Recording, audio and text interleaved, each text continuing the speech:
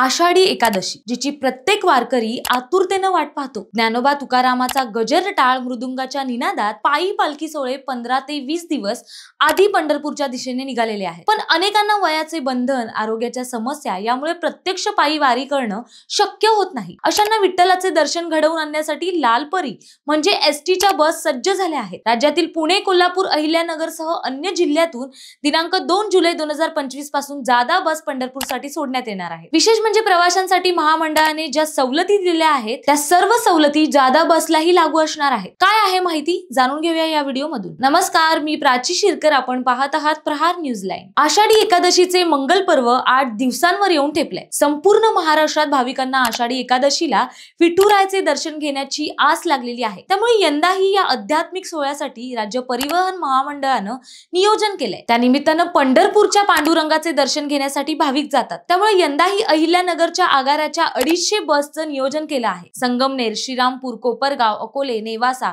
या आगाराच्या बस तारकपूर बस स्थानकामार्गे पंढरपूरला रवाना होणार आहे। दिनांक 10 जुलै 2025 रोजी आषाढ पौर्णिमा आहे, त्यामुळे या दिवसापर्यंत बसेस धावणार आहेत। दर्शन आटोपल्यानंतर पंढरपूर येथील विठ्ठल सागर कारखान्यावरून परतीसाठी बसचे नियोजन असणार आहे। कोल्हापूर जिल्ह्यातून 12 एसटी आगारातून 275 बस वारी मार्गावर धावणार आहेत। विठुरायाच्या भक्तासाठी वारी दरम्यान कोल्हापूर, गडंगली, चंदगड, मुरगुड, कुरुंदवाड, इचलकरंजी, कागल, शिरोळ, हातकणंगले, आजरा, पन्हाळा आणि राधानगरी या आगारांचा समावेश आहे। या बस सेवांमुळे वारकऱ्यांना आणि भाविकांना पंढरपूरच्या वारीसाठी सहज व सुरक्षित प्रवास करता येणार आहे। पुणे विभागातील 14 आगारांमधून 750 एसटी पंढरपूरसाठी सोडण्यात येणार आहेत। स्वारगेट, वाकडेवाडी येथील बस स्थानकातून या बस सोडण्यात येणार आहेत। यंदा गर्दी जास्त होण्याची शक्यता लक्षात घेऊन गेल्या वर्षीपेक्षा 200 बस यंदा वाढवल्या आहेत। अनेक गावागावातून देवदर्शनासाठी महिलांचे ग्रुप मोठ्या संख्येने निघतात। अशा सुमारे 42हून अधिक भाविकांनी एकत्र बुकिंग केल्यास त्यांच्यासाठी स्वस्त दरात गावातूनच एसटी बस सोडली जाणार आहे। इतकेच नाही तर पंढरपूरला जाऊन देवदर्शनानंतर या भाविकांना पुन्हा त्याच बसने गावात सोडण्याची व्यवस्था केली आहे। विविध शासन योजनेनुसार प्रवासामध्ये ज्येष्ठ महिला व पुरुषांना प्रवास तिकिटात 50% सवलत, तर वयाची 75 पूर्ण करणाऱ्या वयोवृद्धांना मोफत प्रवास करता येणार असल्याचं महामंडळानं म्हटलं आहे। तुम्हाला ही माहिती कशी वाटली हे कमेंट्स मध्ये नक्की कळवा